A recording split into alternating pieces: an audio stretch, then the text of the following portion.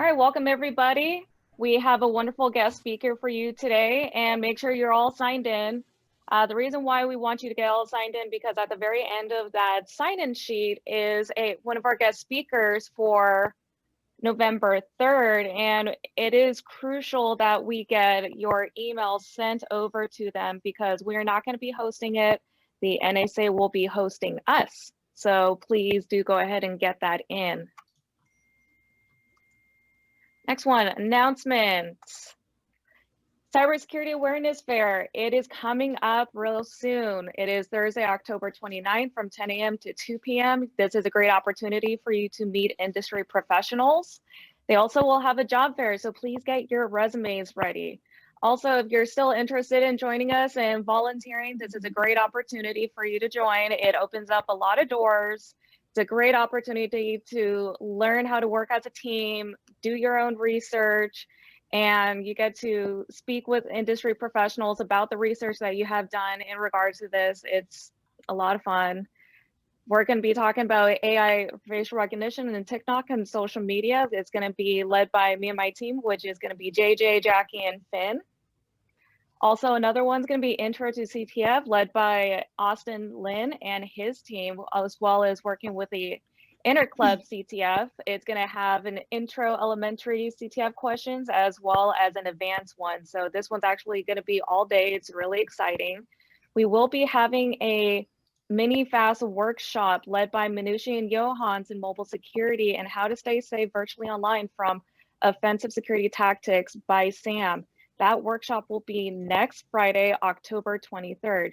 Please let us know if you're interested so you can join us and we can create an amazing CSAF this year.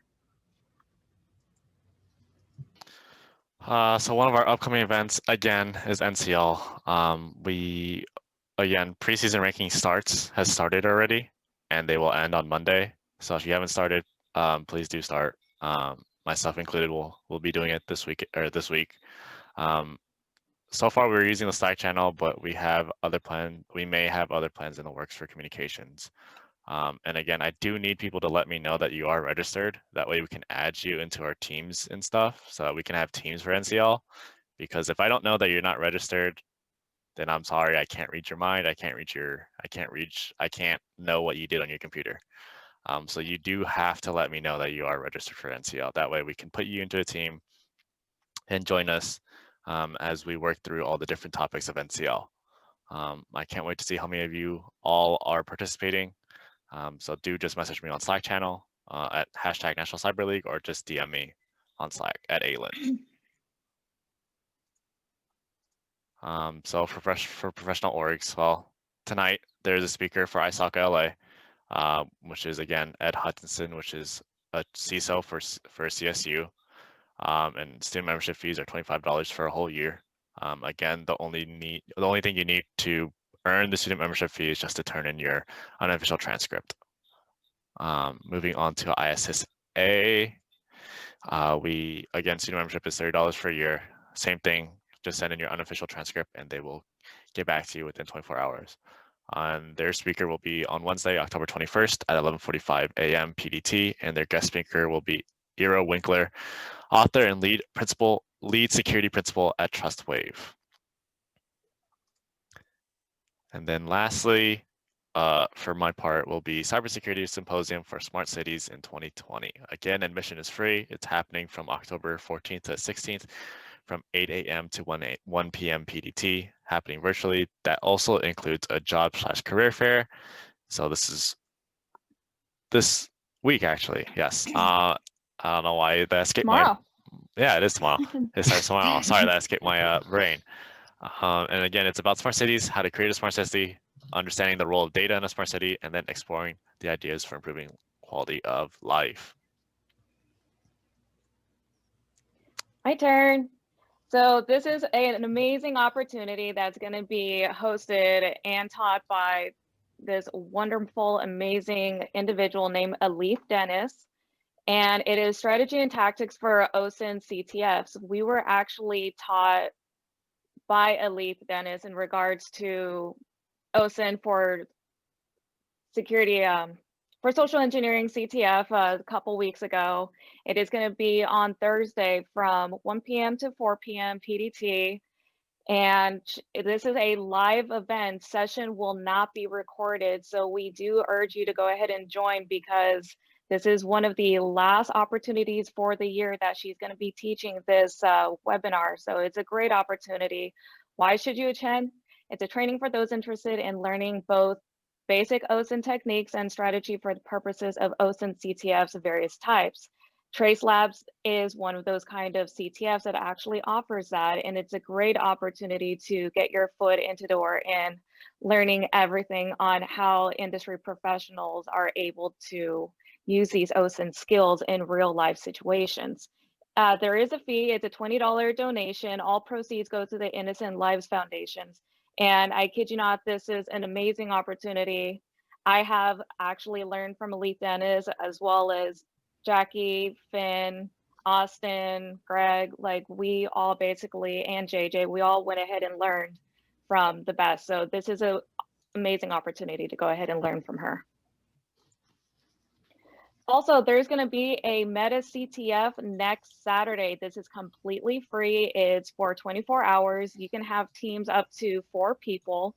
This CTF will challenge and encourage participants to learn new techniques and concepts related to cybersecurity, such as web exploitation, binary exploitation, reverse engineering, forensics, reconnaissance. This is completely free. Even if you're new to it, you don't know what a CTF, this is a great way to actually learn. And also, we will be having our own little CTF at CSAF. So these are great way to actually test your skills. We do highly recommend it. When it comes to any kind of like job interviews with industry professionals, if you mention that you've actually learned some of your skill sets from CTFs, they will be very impressed with your skill set. So please, please, please do not pass up on this free opportunity. Women in Cybersecurity Conference. If you're interested, please let me know. I can tell you all the information on how to apply for it. You can reach out to either me or JJ. It's a great opportunity for female students who are looking to get their foot into the door as a cybersecurity professional. The deadline will be coming up soon. November 1st will be the last day. Jackie? Okay, cool. Thank you. So a lot of you guys have actually asked me personally about LinkedIn and resumes. We're actually doing a collab with Pyra. I will be talking about LinkedIn and how to rebrand yourself to make sure you get recruiters. I'm a big fan of LinkedIn. I use it daily. And Pyra will be talking about resumes, especially for those who are in the tech industry. So it's this Friday at 6 p.m., 6 to 7. Please come check us out. Then next we have our memberships. I believe it's the next slide. $30, come see me or DM me on Slack. And now I have the someone that I'm super a fan of. I've gotten to, me, Edgar, and Austin have both gotten to work with him for ITC, where we did place 3. Jonathan is a data privacy and security expert, and I do mean expert. I name him Mr. Privacy. He's also a security engineer at one of my favorite places, JPL. Jonathan is a super talented person. He has his master's. He's officially a graduate student. So without further ado, I announce to you guys, Mr. Jonathan Gailing. Thank you, Jackie. I really appreciate that intro. So let me get set up here. Screen sharing. All righty. And then like that. Let me just get in present mode. And let me know if this shows up okay for you, everybody. All good? Excellent. So thank you, Jackie, again for the intro. Today, I'm going to be kind of going through something that has kind of piqued my interest over the last few years, is privacy engineering, and kind of what it is and how it kind of came to be, and what we kind of, what people in this industry actually do, what is their job, and kind of how that relates with security engineering and everything that we're familiar with within security.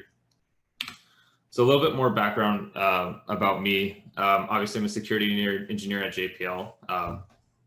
I've graduated from Cal Poly Pomona twice, both as a CIS major and a master's student within the same department. I spent the last decade working in solution architecture for marketing operations for companies like Salesforce and Oracle, and consulting firms, and working with tons of different companies. And most of my solutions have kind of specialized around privacy solutions design and risk management around those solutions, kind of looking with the legal side of it and trying to make sure that we're collecting and processing data accordingly. And I'm also certified through the International Association of Privacy Professionals with 2 different ones, one based around the legal side of things, so the CIPP for the US, and the CIPT, which is the technical aspect of privacy considerations in technology. So when we think of privacy, we hear a lot of myths kind of thrown around and kind of acceptance things, and that's slowly starting to change. So one of the main things is that we hear, and these are the top 5 that kind of come up, is that privacy is just dead. We're on the computer constantly giving up our information, using Gmail, chats, like pretty much everything, and kind of divulging our conversations to be read by everybody. And so people kind of consider that it's dead, which is technically not true. We're seeing a growth in a lot of different industries, end-to-end encryption through our chats and things like that. We do see a lot of people online saying that people just don't care about privacy. People are willing to expose, the personal details of their lives. And we see that even more so now with the expansion of social media. We have influencers and all sorts of interesting people that we see on the internet who are, willing to invade their private lives in order to, for whatever they get in return, if it's money, if it's notoriety, or anything else like that. And, privacy is for people who have something to hide. We hear a lot of this in government, or for people who are proponents of widespread surveillance and things like that, is that if you don't have anything to hide, you don't really need privacy. And then one of the things that we're kind of seeing now is privacy is just bad for business. With all these new regulations, companies are struggling to kind of comprehend what that means for their practices and what they've done for many years, with all the data farming and everything else that they've been doing, and using those data points to create additional insights in your spending behavior and kind of predict the choices that you're going to make. And then the last one is, privacy is just a legal compliance exercise. We even see this in a lot of companies where you're trying to implement privacy and everyone just goes, well, what does the law say? I'm going to do exactly what the law says and nothing more. I don't care about ethics. I just care about not being, fined or sued or anything else along those lines. But simply, these are just myths. And we see a lot of companies doing the exact opposite. And we see a lot of individuals and people, out in the world really do care about privacy. It's not dead. And we see a lot of technologies that kind of support those facts. So around this, a lot of problems are caused for individuals when privacy gets violated. We always hear about security breaches, and it's usually framed as a security breach, but what's really being breached is our privacy, because that's what they get out of these breaches. They get our data. They get the things that they can use to either do identity theft or blackmail us or anything else. So here are the main things that we lose, that we as individuals suffer, and even companies suffer as well. So we lose our dignity, right? So many sensitive information can be related around health problems or financial problems, right? Things that we keep close to heart that we don't want other people to know about. And if that is breached and that is released, the closest people to us now have that information, and even strangers, and that's never a good case. We lose money, identity theft, people stealing our credit cards, our identity. We suffer debt and everything else like that. Discrimination is a huge one, based on religious preference, political standpoints, even race, and even your genetic backgrounds, which we see with people now moving away from using the 23andMe services and things like that. Even the government saying that government employees should not be using these services. We lose a loss of trust through these types of breaches. Individuals might find things out about you that they don't necessarily agree with or like, but otherwise have gone on, quite well with you, and they'll, no longer trust you based on those decisions and those pieces of information. And lastly, this one kind of hits, really close to each of us individually. It's like loss of self-determination. We lose the ability to go about our lives in the direction that we want. Once a piece of information is released, you can't really put it back in the bag, right? We see that with people bringing up history of individuals, things that have been hidden but now can be blasted out to the internet, which caused them to go from someone that we've held quite high up and significantly for their achievements, and because of something they did a long time ago, or because of something that they believe, they now no longer have a career. They no longer are able to pursue liberty and happiness and everything else, and they can even suffer physical harm due to, you know, people coming after them based on that piece of information. So what do we do about that? So we've always heard about security obviously being fast, and you know, we hear about privacy kind of plays a role in that. So how do they overlap and what are their similarities? So security is, you know, concerns kind of arise from unauthorized system behavior. If that's someone coming in and taking control of a computer and getting access to things, or if that's an internal employee, you know, taking their privilege and stealing data or stealing information or state secrets, things like that. And then on the flip side of that, we have privacy concerns. And this arises from basically business as usual.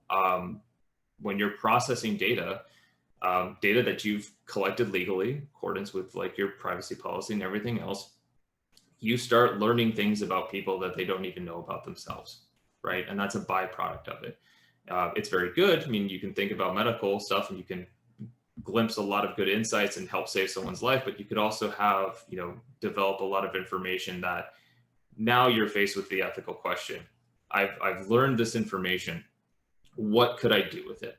Could I use it to market to someone? Could I use it to blackmail them? Could I use it to warn them about something that's going to happen?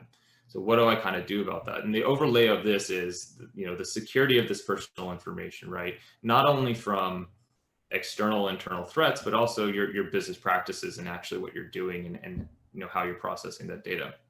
So security plays a very important role in the protection of our privacy through our, you know, personal security and what we do day to day through our operations of the internet and through computers, through how companies protect our data through, you know, encryption and everything else. And, you know, individual privacy is not achieved just through security alone. It's achieved through ethic questions and, you know, trust between myself and a company or myself and an organization to make sure that everything is processed accordingly.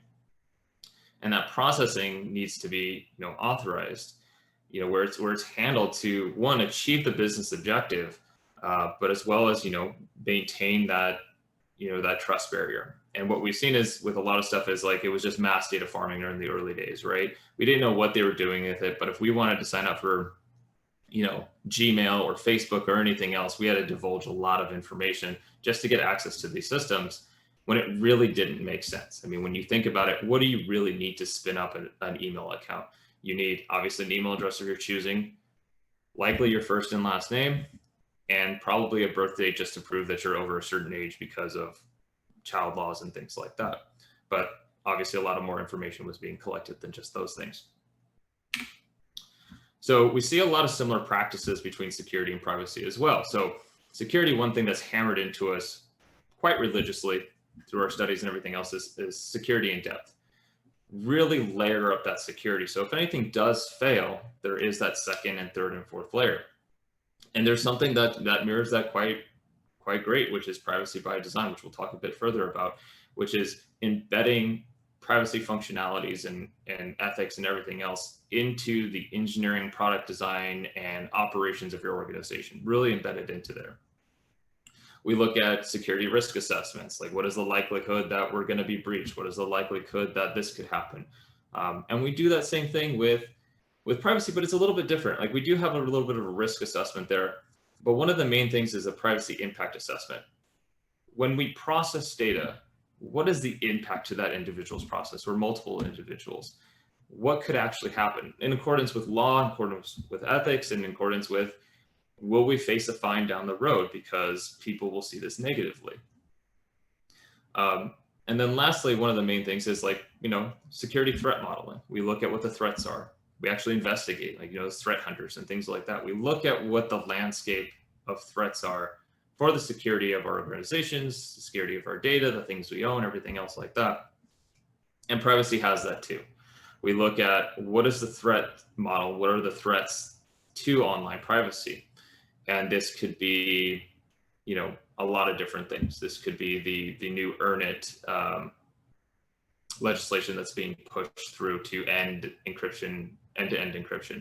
This could be, websites that are using fingerprinting to scrape data, or JavaScript add-ons and browser extensions just to harvest information about you. In turn, those are also security threats as well, and those can kind of be combined into one thing. So that's where we kind of share a lot of similarities. We just have to look through it through a little bit of a different lens on what are the problems we're trying to impacting. So how does this all work? We see the privacy, we see the security. Security is very foundational. It's very integrated. It has pillars. Everything's really there for us to kind of build upon, but privacy, not so much. So the new career path / area of study is privacy engineering. And what this is how do we really build products and engineer systems and everything else that has privacy at its heart, right? Instead of having it being after fact, like we're collecting every data point on you. Great.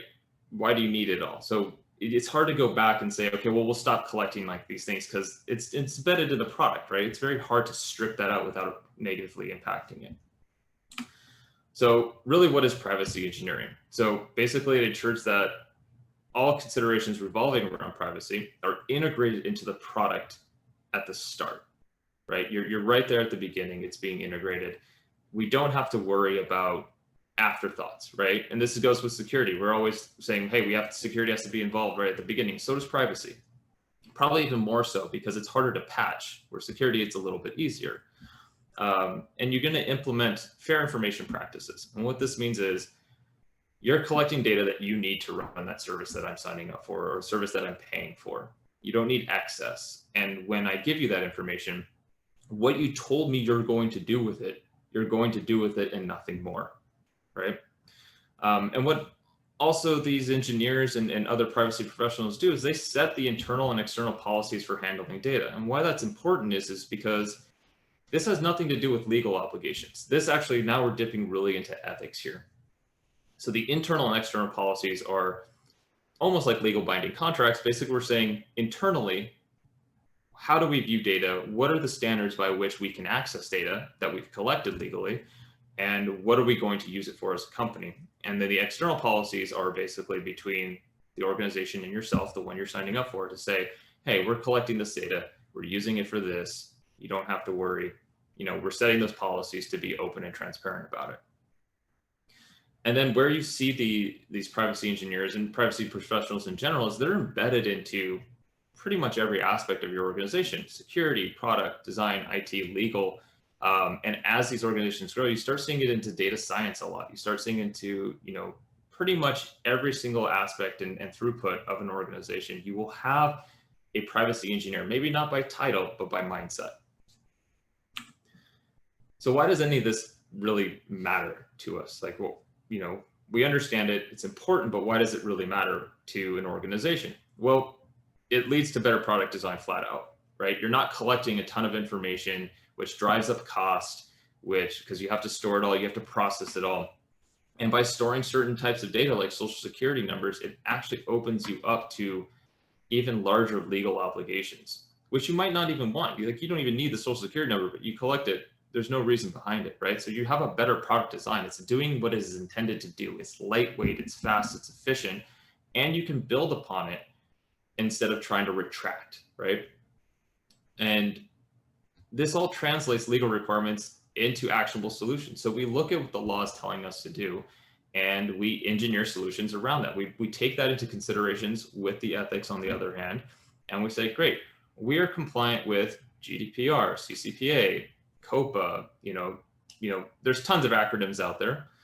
There's even like privacy governance around, obviously, healthcare for HIPAA and GBLA for finance. All that's integrated into their products, right? Because it doesn't want to be an afterthought. And because we do that, it greatly influences the company's bottom line, right? The object is to make money. It's no secret. But by doing that, we limit our exposure factor to risk of lawsuits and fines based on certain things that are happening. But it also improves the trust between the company and the user or the consumer in order to basically have more people come to that platform than another one, and raises up that bottom line, helps them generate more revenue. And like I said, it it cultivates that customer trust. And as you do that, if I trust one product over another, they're exact the same, but the difference is one is harvesting a ton of information. Why would I go to that one? I'd go to the other one, right? So I feel a little bit safer there, and that generates a lot of trust there, which then more people will migrate to that product, right? They might not be seeing, as much money as the other one would with the same user share, but it doesn't matter because they've gotten more of it. They've taken the user share from that other product. And by doing so, you've improved the security of your system. You've improved the security of the personal and sensitive data that you are collecting. And by default, you've improved security all around in your organization just by doing this, by embedding privacy engineering, privacy within the product itself. You've expanded, your defense in depth, the security of your entire product, just by doing that, because there's less sensitive, there's less assets to steal. So the main thing, the way this is done is through basically what they call the 7 pillars of privacy by design. You've probably heard this kind of in passing. It's a huge proponent of GDPR. It was coined in Canada by someone on their I can't think today. Basically, their House of Representatives, I'll call it. I'm not familiar with the Canadian legal system, but it was coined there. And what that means is basically everything you do, whether it's a product, whether it's a policy, whether it's management or anything else, privacy is by design embedded into that. So it's proactive. It's not reactive. We've embedded it at the start. We're not coming back trying to fix things. It's preventative by doing that. We've prevented anything that could actually be done without having to kind of come back to it. Privacy is the default setting. And by default setting it means a couple of things, right? It's already in there. It's satisfied, it sits there. But default setting is when you go into things, take Facebook, for example, everything's not turned on to 100%, right? Cranked up to 11, where it's like, hey, you're allowing us to send you personalized messages and share your data with everybody, and everyone can see everything you do. It's the opposite, right? Nothing is enabled, right? It's denied by default, and you can kind of crank that up as you see fit. And then by doing so, privacy is kind of embedded into that design from the start, right? We talked about how you want it at that base layer and start building upon it, as opposed to trying to take it as a reactive or remedial stance. And then a lot of people tend to think that by doing so, you're limiting corporate growth. It's a zero-sum game, and what that means is no one gets anything they want, right? Like, I don't get the service I want because I'm not providing enough data, and the company's not getting the revenue they want because I'm not giving them enough information, right? But this is a positive sum game. You design the product, you design whatever you're trying to accomplish, the business objective, around the bare minimum that you need, because it can always be scaled up. It can always be scaled back after you kind of plan that scaling, but it's immediately positive, right? It's in positive in trust. It's in positive in, fostering, growth as far as financial. And then by doing so, you've embedded end-to-end security, full lifecycle protection, right? You've already put encryption in there. You've already put up access requirements because of privacy data and what's required. You're building really good security just by doing this. So security kind of becomes an afterthought a little bit by doing this by default. Like, you eliminate a lot of the push that security has to do to get a lot of these things enabled. And then visibility and transparency and keeping things open. This really has to do with policies and how the company is going to share what they're actually doing with that data. So by default, we have these policies that say, hey, we're collecting this information. We are using it for these 5 things, nothing more. We're using it for this, and we do not sell, share, trade, or do anything else with your data. And we never will, right? You keep that transparent. And if you start doing things like that, if you see a financial benefit, not only to yourself, but benefit to the user based on what the product is offering, you notify them. You say, hey, we want to do X, Y, and Z, right? This is why we're doing it. And you create that trust, and they have an option to opt out of it. But if you keep it transparent and visible, and they already trust you, they might be willing to upgrade to that. But even so, you might not get them all, but you'll get a good amount through that. And that generates, the respect for user privacy, right? If you're respecting the privacy, the user is going to respect you, and it's going to keep it user-centric. So when you're building a product, you're not thinking about, completely what the financial aspect is. You're thinking about, you know, what the user's experience is going to be, what they're going to get out of it, what you're actually trying to design. The money kind of comes with that, but you're focusing on the product itself. So by doing that, the main driving factor is privacy by design by default. So we've extended that term by saying, like, this is by the start and it's by default. You don't get to say, hey, it's privacy by design, but only if you go and you like turn 17 different switches, right, after you get in there, because by that time we've already collected your data. So what is that? What are the main pillars of that? Like, what does that look like by default? It's like, well, you improve the security requirements. Again, we're partnering with security here to improve the security requirements to better protect the data, because that's where companies suffer the most. It's a data breach. We lost a bunch of personal information. It was unencrypted. Now we're faced with $200 million in fines and fees, and we lost our, you know, our market share, which is probably even extends it, and now we're bankrupt, right? That could easily happen. But if you've already put those things in place, improved in security, we're great. And again, like I mentioned, everything's encrypted. And encryption and ID management is a huge thing. So not only are you encrypting the data, but you're managing it correctly. You don't have duplicate data sets floating around in AWS on your home systems, you know, out in some arbitrary, you know, document sitting somewhere. You know where your data is. You know how to identify particular users and what their information is. So this is data governance. You want to be able to know where your user data is at all times. It's just like, you know, with everything else financially, or for those of you, if you might have kids, you need to know where they are, right? You need to know exactly where they're going, and you want to manage that. You don't just let them kind of go out. Maybe you do. I don't really know. I don't have kids. And then the information security and legitimate interest. So what this means is that you're protecting that data. You're protecting it by default. Again, improved security, but information security, not necessarily cybersecurity. And you have a legitimate interest in protecting that data. You have one for financial reasons and trust and everything else, but at the same time, is not only is it secure, but that legitimate interest translates into the interest that you have in processing that data. So if I've collected a number of information and I'm trying to improve, you know, that data, and that if I aggregate all of that information together from all of these users, I can find out a lot of good information to improve upon that. But it has to be a legitimate interest. It has to be kind of a 50-50 kind of give and take, right? It's going to benefit the company. It's going to benefit the user.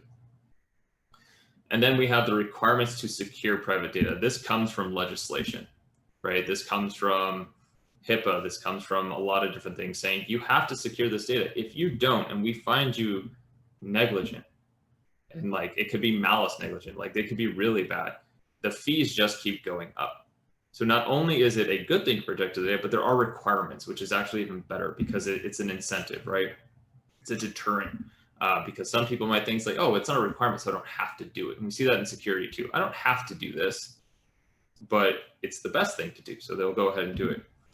And then lastly is the obligation to notify of security breaches. So each state has their own language of what a security breach, what needs to happen if something takes place, right? If California people were affected, or a different state or anything else, there's no federal law that tells in general what has to happen for a security breach. So you want to make sure a process is in place by default to take care of that. If you notice a security breach, you can immediately have an incident response plan to that says, okay, I need to now not only notify, you know, my managers and senior executives and everything else, but they need to actually go reach out to the attorney generals in their states that with people who have been affected. They need to maybe even make a public statement. That's also required. So there's a lot of things in there. And it's not just technical aspects. It's not only process aspects, but it's also, you know, marketing and PR and everything else that goes in it. So you can really see how this touches every little aspect of your company, and you're going to need someone who understands the privacy requirements at every stage. So we can break this down a little bit into the actual process of privacy engineering. So we'll look at this from the perspective of actually having a product, right? So you start by looking at what are the business objectives? What are we trying to achieve, and what are we trying to create here? And then we balance that. We balance with the company's objectives, right? Obviously to make money, to make a product that does a certain thing, and what the customer is going to expect when they use that product, and balance it, making it user-centric, something that we've seen earlier on the slides. And once we have that, we figured out what the balance is, what people are going to be willing to give as far as data, what they should only be giving, and will that meet our business objectives?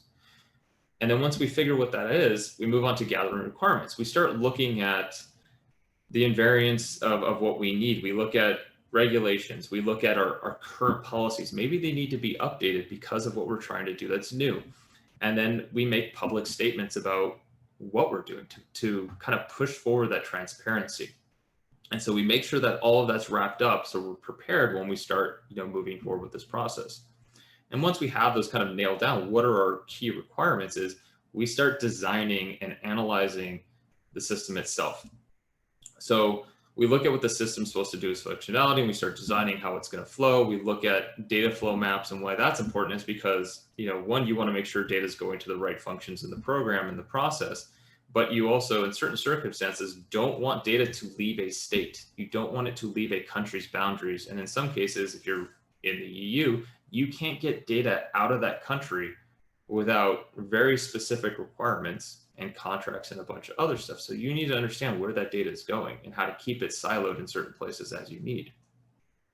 And then you document everything. You document what the system does, and you really have to document what data types you're collecting. Because again, if you don't do this, you're going to forget. You're not going to know that you have very sensitive systems sitting on a machine. It's going to be compromised, and you're in for a world of hurt. And then we move into very specific privacy analyzation of the design. Is what is the threat model of this product? Where could we see that we could probably have an issue? The respect analysis is more so on, are we respecting the privacy of our users by doing what we're telling them we're doing? And then we give the user actual controls, right? We're not going to just sit there as a company and boil it down and say, you can't give us any more information, because that's really going to limit what we can do with the product and how we can grow it.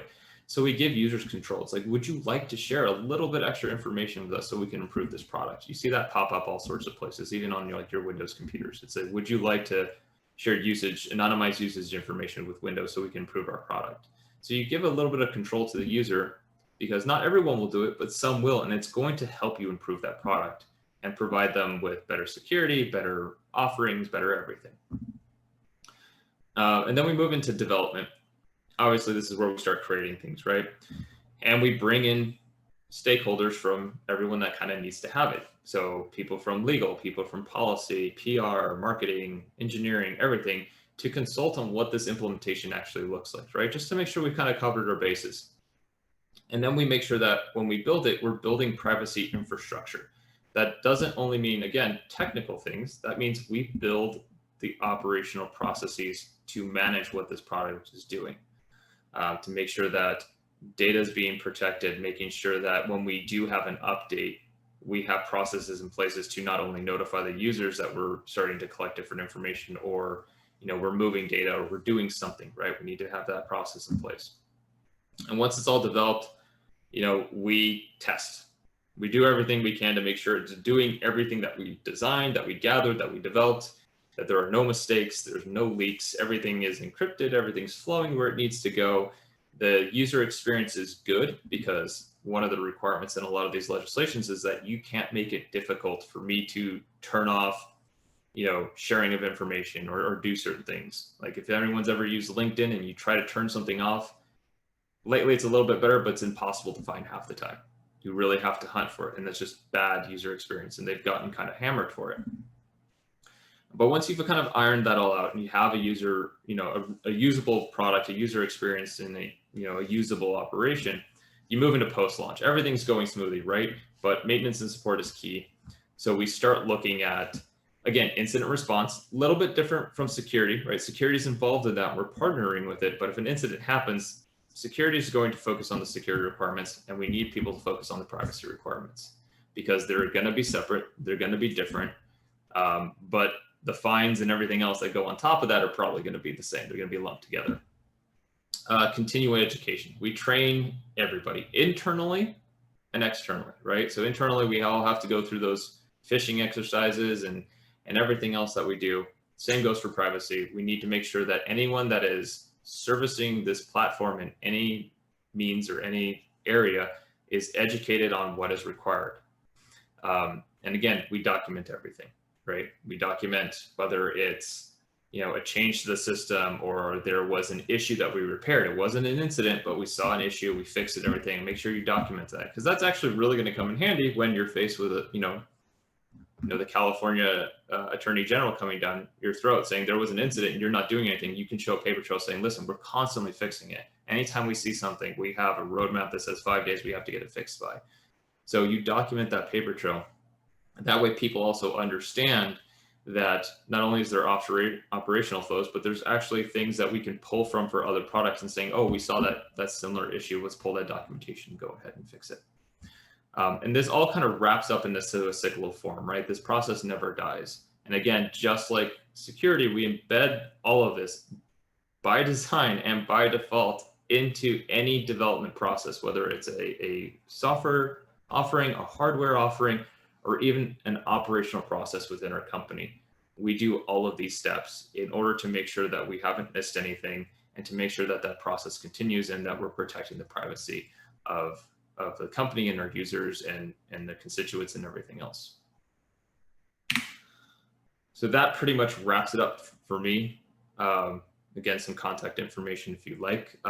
We can open it up to some questions. Happy to do so. You have me until 1. And yeah, thank you for everyone for your time. Thank you, Jonathan. You do have a question, actually. Benjamin asked, what are a few companies that you'd say do a good job with privacy engineering and have privacy by default? That is a great question because it's a growing industry and we're seeing it a lot. What I like to do and what a good way is trying to figure out who's doing a good job is to see how many privacy roles are people hiring for. So I look at this all the time just to see how like requirements change and things like that. So recently I've seen that Microsoft has kicked it up significantly. I think I saw privacy related job postings were in 20 to 40 last I checked within the same time frame. So within a week I looked, there's about 40 that were privacy related. You really have to read based around exactly what the product is. So it might not just be a company, but it's a product, right? Google's also trying to do the best that they can. Facebook, I don't want to speak illy of certain products, but Facebook, obviously we've seen has had significant issues, and it doesn't really just relate to privacy, it relates to a lot of aspects. So it's all about a judgment of what you're trying to do and what you're trying to accomplish as a person. Like, what services do you want and what are you willing to give up for those services, right? Uber's doing a great job. One reason I know that is because the guy who is operating that program for privacy at that company is one of the experts in the field and does a ton of trainings and everything else. Cisco has done a great job as well. They actually have on staff the person that wrote a book called The Privacy Engineer's Manifesto. And she has been an advocate for this for many, many years. So whenever you do sign up for something or looking at a company to see if it's worth your privacy is to do that research, right? You want to make sure that your data is being handled. You want to look at their track record of how they've handled it in the past and then kind of go about that. So it's really hard to say this product is doing this. I mean, you can easily point to DuckDuckGo, but they're privacy by design, by default, they're everything, right? That's their whole marketing aspect. That's their whole product, as well as Quant, which is another search engine. So a lot of these people are trying to do it. But then you look at things like Salesforce and Oracle and a bunch of other companies that have a lot of software products, is that they have marketing software products and they're ingesting a ton of information, and the more data, the better, right? Because they're wanting to show how much data you can work with in their platforms. But that's not necessarily, again, a privacy concern because they're marketing it to companies who then are putting that data in there. So the best thing I can tell you to do is anytime you're about to buy something or sign up for something or divulge information is to look at what you're getting in return. And if you're willing to expose that information to that person to get that particular product or service. Quick question, actually, Jonathan. I saw in one of your slides you were discussing about data breaches, and my question is there? I believe you touched on this a little bit, but please clarify. Is there no law per se that that a company needs to disclose a certain breach to the public?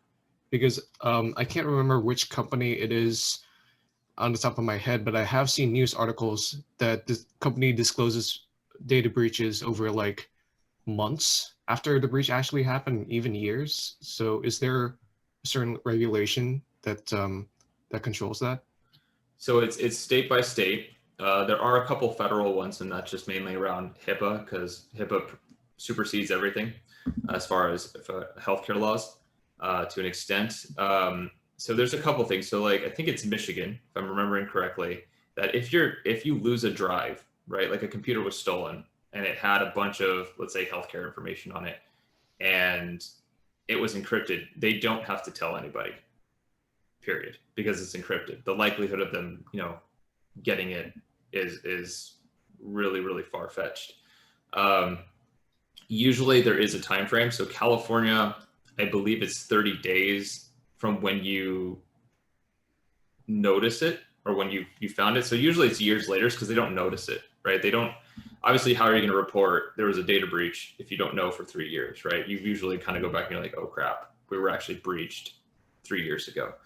So there's different requirements by state, and there's quite a bit of them. So I would actually look to each of those to find out what that timeline is. Some require you to make public statements depending on what data was released. And then some only ask you to notify your attorney general to say like, hey, we actually had a data breach. We're working on it. This is what we think was affected. That way they can prepare for any class action lawsuits that are going to come up or anything else that they kind of need to impose on this company, right? Makes sense. Thank you. I think Benjamin Walker had a quick follow-up. Do you think chief privacy officer will be a position in every Fortune 100 company soon? Probably. Anything that's governed by it. You see them a lot popping up pretty much everywhere, and you have for quite a while.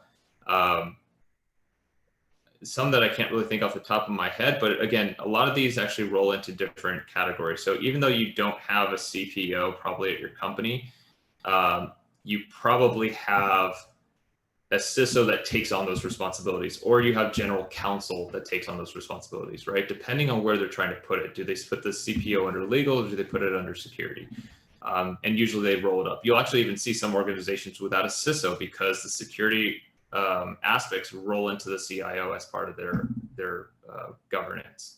But again, with chief officer level positions, I mean, you see chief revenue officers now. I don't understand it, but it's there. Chief people officers. You're probably going to see 20 of them going forward that just sit on a board that just have it just because, their organization's so big that they need them. But it is a growing profession, usually around the legal aspect of it. So usually when I look at whoever's the CPO, they're usually, a certified lawyer that has passed a bar exam and somewhere and was a practicing lawyer and now decided to go corporate.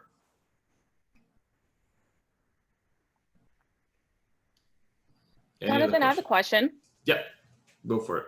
Since a vast majority of us will be voting from home and be mailing out our ballots, what is your take on Prop 24? Can you be able to explain that to us? Maybe some of us may not be able to quite understand it when we read it. We don't know whether we should choose yes or no. So do you mind explaining that for us, please? Yeah, first off, I won't ever tell anyone how to vote. It's up to you to decide. So for those not familiar, Prop 24 is known as the California Privacy Rights Act. It's to basically expand / patch a lot of things that were in the CCPA. So but it's a mixed bag, right? So we see, in my opinion, from my personal opinion, that we see a lot of good and a lot of not so good. So some of the stuff is that it patches the definition of, you have the right to opt out of the sale of your data. So a lot of people were interpreting that as like, well, if I'm not getting money for giving data to a company, technically it's not a sale. So therefore I'm off scot-free. I can do whatever I want. So this particular proposition kind of patches that and says, well, we mean sale, we mean trade, we mean, barter, whatever it is, as long as data is exchanged, that's what we define by sale. So that's a good thing, right? We're starting to outline saying sale just kind of means everything. And then we're starting to see things where, there are provisions that say, well, if it's too arduous to basically delete your information from our system or show you all the information we have on you, we can either tell you we're not going to do it, or we can charge you money to do it.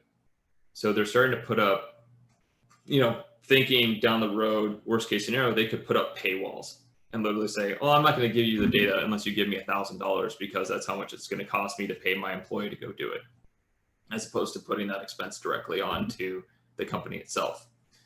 So we see a little bit of that.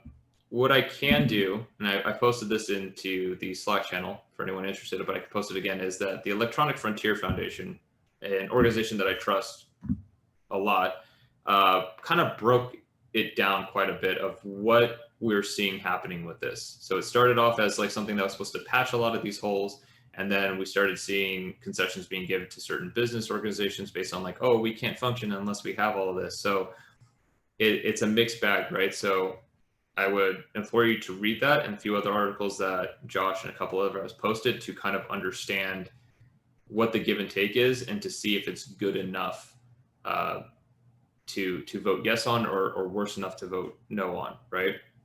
But usually, like, what I like to say to keep in mind is that once they pass usually a law relating to something like privacy or the environment or anything else, they tend to, and they being Congress, state or federal, is that they go, well, we already put something in place. That's good enough. We're going to wait another 4 years or so, right? So a lot of people usually will vote no, even though it does a lot of good, just because it's not good enough. And they want to focus their efforts and their time and everything else on providing something that's a little bit better. So just keep that in mind. And again, I can repost all those links for anybody to kind of get read up on it. I know ballots are probably going to be due somewhat soon to get them in early. But be sure to do that. I already sent mine in, I think, yesterday. Thank It's you. November Really appreciate 15th. it. I'm pretty sure it's November Oh. 15th. That's when you got to turn it in. Something like that. I know the general I have election is one- November 3rd. It has to be in November 3rd, but it can be processed up to the 15th, but it has to be postmarked on the day of the election. Okay, cool. Yeah, that's But what I was thinking. Do it now. If you have it. It doesn't take too long. Spend the day, spend a weekend. I don't know how much time you need to read through things, but get it done, submit it, make sure it gets to the correct place and it's counted. That's just the most important thing, more so than whatever you voted for. Just making sure that you actually get counted and your opinion actually matters. I think Eric has his hand raised, and so go ahead, Eric. You can unmute yourself. John, I had a quick question. As far as, since we're talking about policy, kind of, is there any kind of a federal level thing? Like, it's good that California kind of has their own, but have you heard of anything as far as a federal level, like a GDPR type policy so nationwide we have these kind of rules? No. So how we approach privacy is different from how the EU approaches it. So in my previous talk, I don't think you were here for this. I can send you the slide deck. But basically, what the EU has is they have something called comprehensive privacy. All data is treated the same under one umbrella, where we have gosh, the word is escaping me, but like a segmented view, right? Healthcare information is treated differently from financial, which is treated differently from general data. How we're patching that right now is by state level legislation. So there is state level legislation in a number of states, California being the one that's got the most, marketing behind it, as everyone's looking at it, because people are trying to build their own GDPR. But every state that's doing this is literally trying to set the standard of what a federal law will look like. There has been a proposal, I believe, by a senator or a congresswoman from New York that wants to build that and wants to have a data protection office within the federal government that handles everything, and to kind of bring all of those healthcare regulations and data privacy and everything else into that organization instead of having the Federal Trade Commission do it. So there is a push for it, but the US really doesn't have anything. We have things that are really like the Constitution that kind of touches on it. We have a couple of laws that say certain things about privacy, like the ADA, HIPAA, like there's tons of them, right? But there is no overarching, comprehensive law. We're starting to only see that at a state level, and then eventually as more states have their own, you'll probably see a federal one But we want the federal one, if it's going to supersede everything, meaning that the states can have their own, is that it's going to be better, you know, it encapsulates everything that we really need as far as privacy. So two things I would ask you to do is look into New York's current privacy law that they're pushing and California's and how they differ. So one major thing that New York is doing is basically having that a company has a fiduciary duty to privacy. And what that means is that they personally can be held responsible for anything that happens. Just like in the financial market, if you mislead somebody in order to scam them out of money in the financial market, you can go to prison for it. You can be fined personally for it, not just the company. And that's what New York was kind of pushing for in theirs. I haven't read up on it relatively recently, but you can kind of see how people are tweaking these comprehensive laws state by state to kind of push to see who will have, you know, the most comprehensive one that maybe the federal government will actually adopt. Awesome, thank you. Thank you guys. I know we're at time, so anyone, if you had a question that we couldn't get to, please ask us on Slack and Jonathan will take a look at it. We do know everyone has class, so my apologies. I think that's it. I know Abe, or I'm so sorry if I butchered your name. I know you had a question. I can't see you on Slack, but if you are, please reach out to us so we can make sure we answer your question. Oh, is that a Bay? Abe, yeah, I don't know how to say. He's my coworker. He can just ask me Oh. later. Hi, sorry, I was looking for him on Slack. Yeah, I have his question for you, or I want to make sure he got his question asked because I thought it was a great question. So then never mind. Everyone else, thank you so much. We appreciate you. This meeting was recorded, so if you missed any parts of it or you want to share it, it will be on our YouTube channel. And then with that, I will, if you guys want to hang out, you're more than welcome to. If you got to go to class, go to class. Actually, I have to get to my next engagement, so I'm gonna have to go ahead and close up the Zoom. So I do apologize for those that actually want to come hang out. We will go ahead and have a LinkedIn workshop this weekend, this Friday, 6 p.m. Please be there. We can hang out and learn all things for our LinkedIn, and it will be huge on everybody's part because that's how I got my internships. I'm sure a lot of people got their internships and jobs through LinkedIn. So please, please, please come Friday. We'll see y'all then. Thanks for coming, guys.